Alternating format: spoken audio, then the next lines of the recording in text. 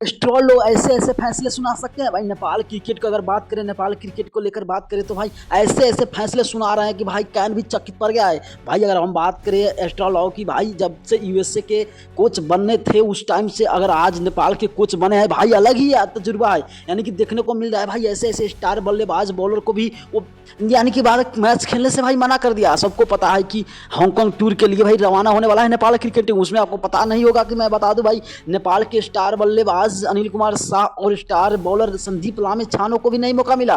भाई स्टॉल लोग क्या करेंगे भाई, लग रहा है कि भाई आने वाला दिन में स्टॉल लोग का कुछ अलग ही इतिहास रहेगा।